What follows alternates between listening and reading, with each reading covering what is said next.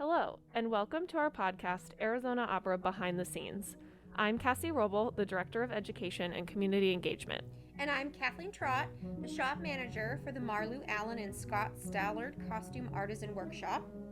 Thank you all for joining us today. In this podcast series, we're going to introduce you to all the departments and people that are necessary to produce the operas you enjoy. In this episode, you will meet Michaela Wolls and Robert Bosworth, two members of the Marion Roose Pullin Arizona Opera Studio.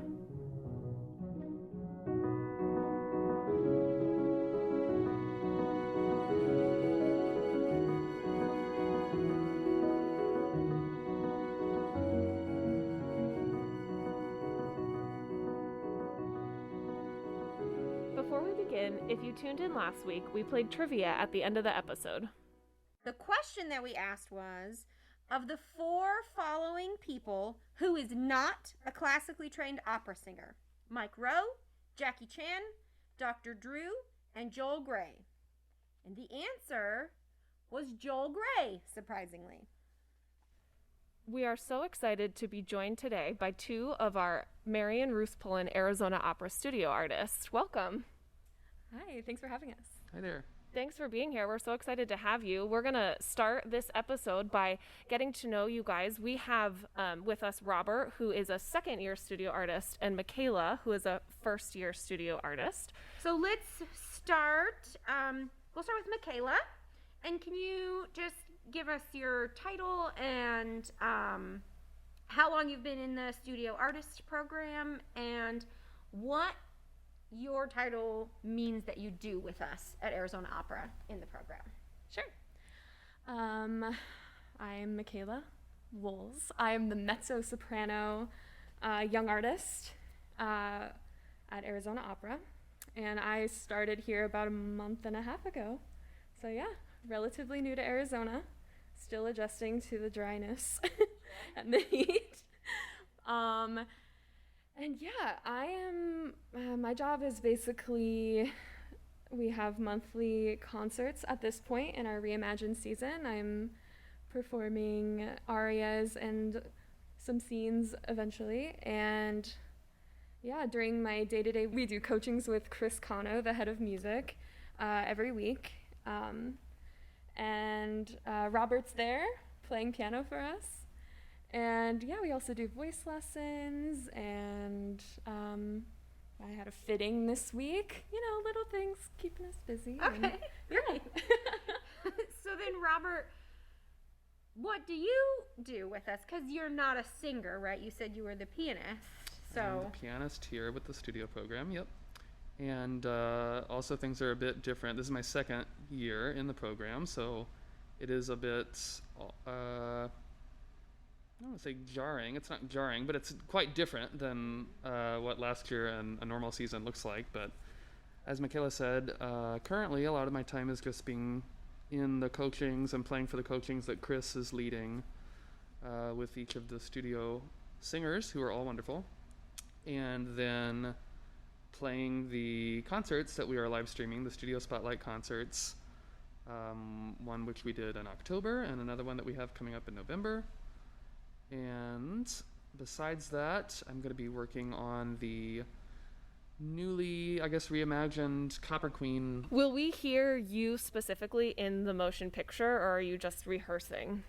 As far as I know, I will be in the orchestra. I'm not exactly sure what has happened with the instrumentation for the show now that things are a bit different. But the original, how it was going to premiere, there is a pretty extensive, or not extensive, but featured part for piano in the orchestra.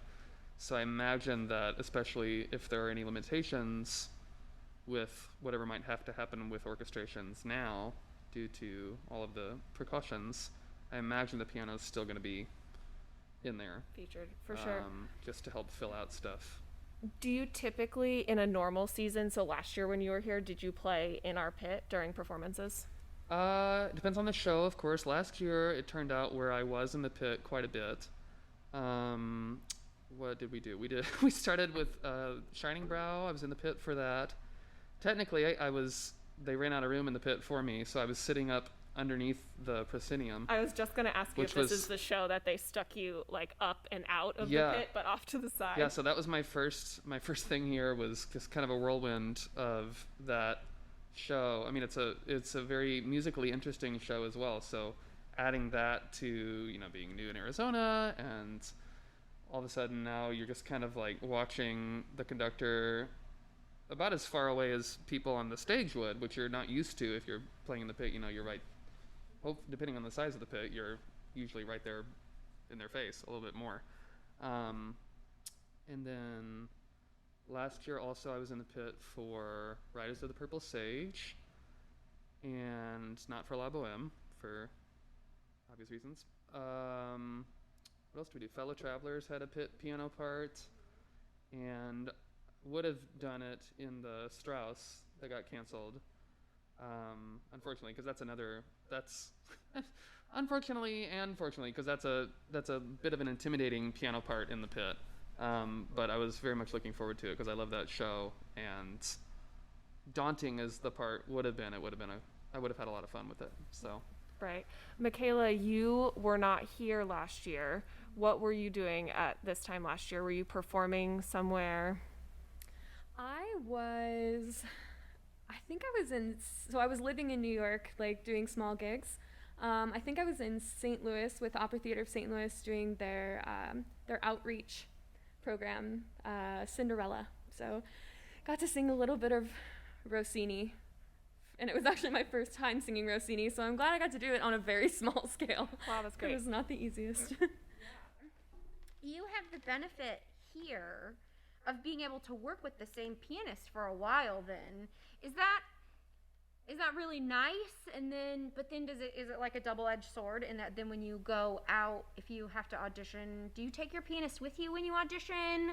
Like, what happens then in that case? It kind of depends on what repertoire you're going to be performing. If it's like something really obscure and that pianist would probably have never seen before, you might want to bring someone that knows it and you've practiced with before.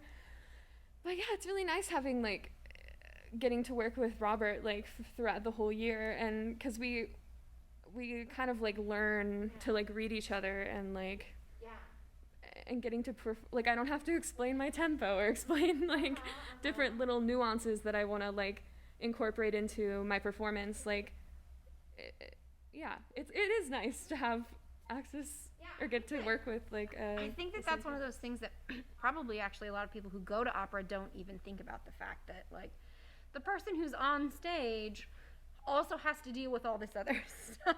Like, you can sing it how you want to sing it, but if the conductor doesn't want you to sing it that way, or if the orchestra can't keep up with you, right? So you constantly, even as a pianist, you have to deal with the other performers, working with them to figure out your pace and success.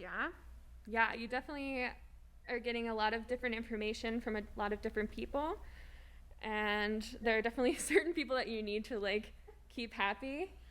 And so you incorporate those things more readily. I mean, and sometimes you're gonna get information from people that are they just want to tell you stuff. Right. So you get good at, especially being like doing auditions for tons of different companies and working with all sorts of different people and coachings and different lessons, and you're getting a lot of opinions. So it's definitely good to like figure out like what to keep and what to let go of. Michaela, can you explain a little bit about where you're at professionally? So in regards to you're in this young artist program at Arizona Opera, what exactly that means? Where are you on your career path? Where is your end goal? That sort of stuff. Yeah. Well, I just graduated with my master's degree in the spring of 2019 from Boston Conservatory. And so a common next step for young opera singers is to do like maybe a summer program. And I did like opera theater and some things in Germany. And yeah, it was really nice. It was like an excuse to go to Germany. Yeah, that's amazing. It's taking you all over the world. I love that. Yeah. And then doing a year-long residency like we do here at Arizona Opera, is kind of the next step on that journey. And it's great because we get to do like in a normal season, not a COVID season, we would do like small roles within the opera, or sometimes principal roles, depending on what the season was. And get to work with different conductors and get lessons and coachings, and kind of just get to build up your repertoire and experience in the real opera world. And then from here, some people go on to do other programs, or you could hopefully start your like freelance career and like start doing jobs all over the world. I mean, that's the goal. Right. Hopefully Right. that That's the happens. goal. It's kind of, don't really get to predict that. So, Robert, how does that work for you then? Like, is your end game to is it to support singers and play for them always, or? That's what it looks like currently. I enjoy that a lot. I started out in my undergraduate degree. I got a piano performance major, and that was primarily focused on solo piano, and that's just what I thought I was going to go into, having been brought up, with piano lessons and solo music and all this sorts of stuff. But then about halfway through that, I got involved with partial scholarship to play and accompany for, X number of students per semester, got you X number of dollars, that kind of situation. And I really started to enjoy that. And I had played with, my high school choirs, or if people were doing like a song in the pageant in high school or something, like for Miss High School or whatever it was called. Right. I would play. So it wasn't new to playing with people, besides just solo. But I really started to enjoy that quite a bit more than, working on purely only solo reps. So then that got me working with some of the voice teachers at the University of Kentucky, which is where I got my undergrad degree, and the vocal coaches on staff there.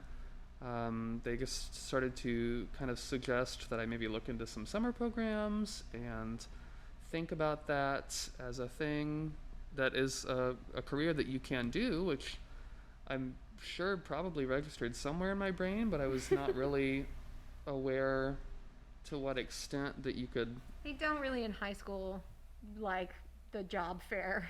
They're not like, no, "You they don't can have like a be collaborative pianist booth. Yeah, set up right. That's There's not a no thing. table for that. Well, and it's kind of fun. Like you said, a lot of people might not even know all the stuff that a singer. Yeah. They come and they see the final product.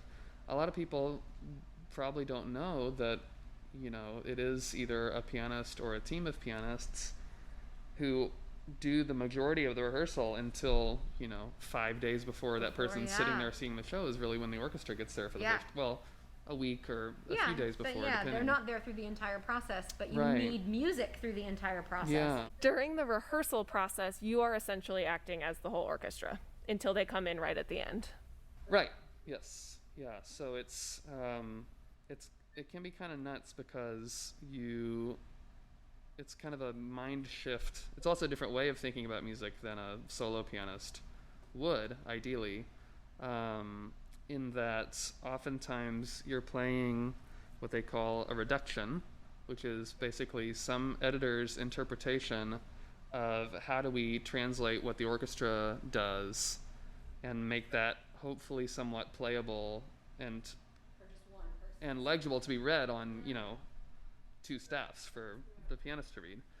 And sometimes that's more successful in making a reduction feasible than other times, but it's a lot of the work is deciding what to play that's written on the page, what not to play that's written on the page, what to add that's not there.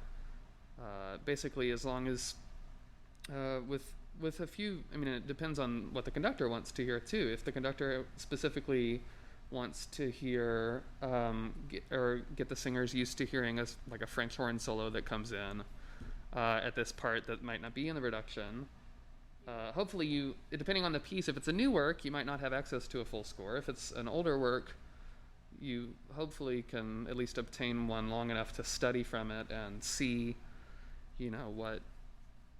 what's playing what. Are there any blatant things that you want to be sure to bring out so the singer gets used to hearing that in the rehearsal process, so that all of a sudden when they're on stage with the orchestra, there's not like a rogue trumpet they weren't ready for or something like that. You guys are both then doing a ton of work before you even get into the room with other people, with the conductor, with the stage manager, with the rest of the production departments and crews. You've done a whole bunch of homework and background work all by yourselves, or with your pianist or your coach, because I assume that you guys have, do you work all by yourself, or no, you have coaches that will help you with things? Usually I'll learn it myself first, and then I'll take it to a coach or a voice teacher on certain parts that aren't working or things like that to just work out the kinks. But yeah. As a collaborative pianist, you are also coaching them as well. So you said Chris is the head of music, so he's your primary coach here at Arizona Opera. But are you coaching as well, separately? So far, that's not happening this season with the logistics of space use and time we can be in the space and so forth. I enjoy coaching, so I'm hoping that maybe things keep going on an upswing where we can maybe expand a bit what we're doing. Last season it was both of us doing our separate one-on-ones coachings instead of just me serving as a pianist only. Right, exactly. Yeah. That's a cool aspect of a collaborative pianist, I think, at least, because you're not like I just said, you're not just the piano you're robot. Not sitting there silent at the piano. You're actively engaging in the rehearsal, and that's really neat to me, and very different from what people I think typically think of when you hear of a pianist. You think of someone who's just a piano robot. Right, a piano robot, essentially, so you have this whole other aspect as this collaborative pianist, which is... I feel like collaborative pianists are like all-knowing beings. I agree with that. I absolutely agree with that. Compared to, I don't know, I think that you have a lot of knowledge on language and the music and the style of the music and how things should sound. But I think singers do to a great extent too, at least more times than not. I mean, I think I think for whatever reason, every different type of musician brings their own kind of way of thinking about music. I think just as a pianist, I've kind of been trained to think about things in a bit of a different way musically. And I think part of that's just the nature of having to do... I know that singers, you all do tons of stuff with your entire body to get your product. Then on top of all the stuff that you all do to make sound, you're then thrown blocking and costumes to deal with and people that you have to interact with physically, and you have to memorize all your stuff as an onstage person. I don't have to do that. A little bit ago, you mentioned language. And so, as I'm sure everyone listening knows, opera is not just sung in English. And quite frankly, most of the time, it's not sung in English. So do you speak lots of different languages? What is the singer process? I assume, while it would be awesome if you spoke 7 languages, I assume you're not fluent in 7 languages. So what does that process look like? How are you singing so confidently in Italian if you don't speak the language? Yeah, well, we as singers, we study Italian, French, German are the main ones, and then English, which we don't really have to study. I took those as a language class. I don't speak any of them fluently, but I can stumble through them and always learning more. But the way that we are able to sing in these languages without being able to speak them fluently is something called IPA, or International Phonetic Alphabet. In the it's like one alphabet that can be used for any different language, and each thing is pronounced a very specific way. And so if it's written that way, when you read it, you can read it phonetically and pronounce it that way. It's like writing the sounds down. You have the translation of the words also. So that way you know how to pronounce the thing, but you also know what the thing says. So that way when you're singing sad in whatever language, you're not acting happy. Right. Unless that's the point, is to be contrary. So you're not just singing blind, you know what the other language is trying to elicit feeling-wise also. Yeah, you pretty much end up like memorizing the words and their meaning for each opera you do, because you have to know what you're saying. You have to translate it because it's a performance. You're telling a story. You don't want to just park and bark, as they say in the opera. And you often have to translate it on your own too, because even if there's some scores do have a translation in there, but oftentimes that translation into English is more as if, like, say you wanted to perform it in English. It might not necessarily be an accurate translation. Sure. So you're missing maybe some of the nuance and subtext of the words in their original language. Or just flat out wrong. I mean, I did a German, I can't remember if it was Hansel and Gretel that I did once, but the word was ja, and the translation above the word ja said no. That's the opposite. And I thought, that's just completely wrong. Like, what's going on with that? Or they try to like fit in words with like the right syllables, even if they're not necessarily the same word. Just to make it performable. Or force rhyming, that's also true. Yeah. Yeah, so it makes it more you gotta write performable in your in a own way. translation. It's a lot of score work that you have to do. Like when you first get a score, I personally I will highlight my part just because I like to. Some people don't.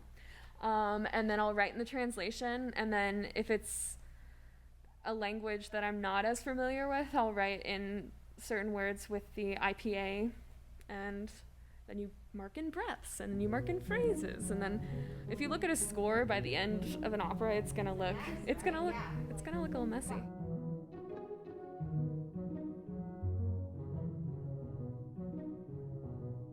All right, so we're going to take a quick pause in our episode to talk about some of Arizona Opera's upcoming events.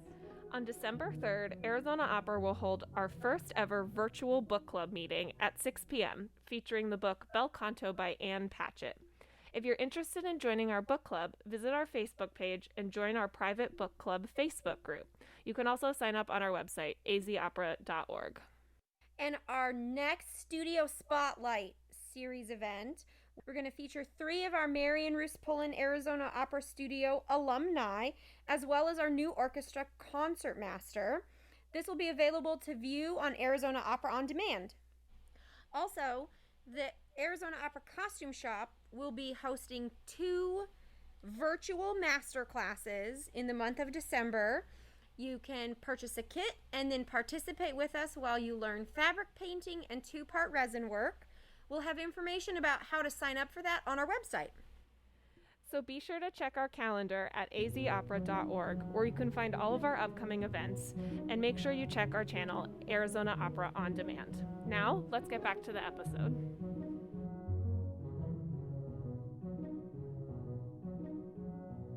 So Robert mentioned how he kind of ended up working in opera, but Michaela, how did you come to us? Did you always want to be an opera singer, or did your life meander you here? Definitely a bit of meandering happened. I didn't even really know what opera was. I wasn't brought up on it. I knew I was am a big fan of musical theater, and was taking part in community theater growing up and school productions. And through that, I got very close with my choir teacher. And she got I grew up in St. Louis, so very close to Opera Theater of St. Louis. And they sent out a little pamphlet about a 2-week summer camp for kids, or teenagers. I think I was 17.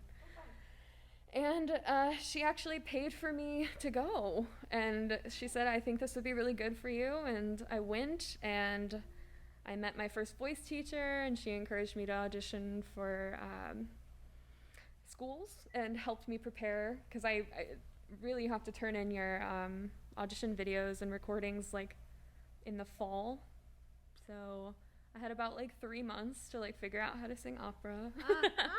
But yeah, so I just kept meeting the right people, and then they would like trade me off to the next person. Okay. And then I got into Boston Conservatory. But yeah, it all happened in the span of like 6 months that I like met someone who suggested it, and then I started applying for schools. So something that I think about often as I'm singing alone in my car and thinking about how no one would want to hear that, but how do you figure out that you can sing opera? Because singing opera is different than, you know, singing pop music or what I'm doing in my car. So how do you figure out that you have that or are able to do that? Is everybody able to do that? I don't know if everyone is able to sing opera, just like I don't think everyone's able to sing pop, or like I think certain voices are more inclined to sing certain kind of rep. I was singing like, they call them art songs, which are kind of like intro, they could be like considered like intro to arias in operas, and also singing choral music. I was really involved in that, so I kind of started singing in that style with like longer phrases and more melodic singing and like using vibrato, and it felt natural. And I think at first it is a little bit of like imitation of like what you think that sort of sound is, but yeah, getting your hands on a really good voice teacher to tell you yes or no. Yeah, right. Sure. That makes sense. That makes sense. I think that it's sort of been a theme in general since we started doing this for Cassie and I, that many of us have ended up in opera never having thought to even begin here. So, Robert, what are some performances that you really enjoyed? I was just going to say, when I was getting a master's at Manhattan School of Music, I also took part in The Song Continues, which is now called something else, and I can't think of what it's called, but it's at Carnegie Hall. Renee Fleming now leads it. It was Marilyn Horne's program for a long time. But it focuses on art songs, which are the things that Michaela mentioned earlier, which are basically just, you know, poetry set to music.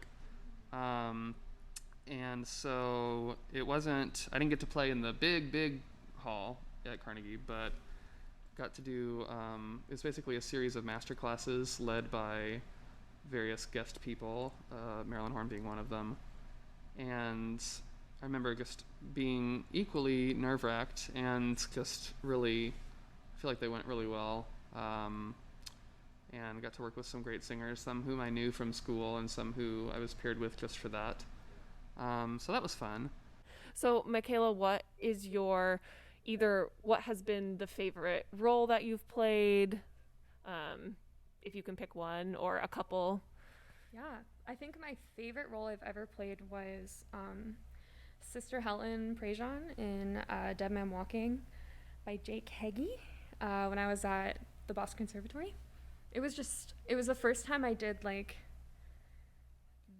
the main role of an opera, and it's such a sad story, but it has like really beautiful happy moments weaved in, and like getting to play a real person. Like, she's a living, breathing person who's still alive and still an activist, and that was so cool. And yeah, I really enjoyed that. And while we were doing that, we had a master class with Flicka, with Frederica von Stade, who's like a goddess. I so admire her. And so she came in to give us like pointers about the show because she was in the original, and she did like a master class with us, so I got to sing Carabino with her, who I like based my Carabino off. Like, her performances are just so beautiful. So that was a really, really cool moment for me. Can you take us through the day of a performance, what you do during that day leading up to your performance that evening? So I will try to wake up kind of early. It'll probably happen naturally because I'll be really excited. And then I'll go to the gym, try to get some of that excess energy out, and eat breakfast. But for the rest of the day, I'm pretty chill. I don't like to do a lot of stuff on that day, but I'll get to the theater I try to get there super early, probably before everyone else. And the weird thing, it's not that weird, but the weird thing I eat before is like I eat grapes during performances, just because I don't know, I'm convinced they lubricate my throat. I don't know, I've done it for so long, I don't even remember why, but it's just a part of my... Refreshing, and yeah. they're not gonna fill you and make you feel like it's not like eating bread. Or sure. Which yeah. So I'll eat my grapes. I'll bring a whole bag of them, and then I'll get I'll either warm up first or I'll do my makeup first, depending on my call time, and then get into costume. And I like to talk to my colleagues. I don't like to be by myself too long. You're not a quiet. Get in my head. Yeah. I know. I have to be careful with like some people because they do like to be by themselves. Right. So I'll find the people that like to talk, and I will get all my jittery energy out. But it's mostly just a lot of excitement and getting ready to go. Yeah. Robert, do you have any day of performance things that you always do? Not really. I mean, I think it just depends on the case of the specific performance and what else is going on in life that day. And I kind of go back in terms of the whole I want to go talk to people thing before.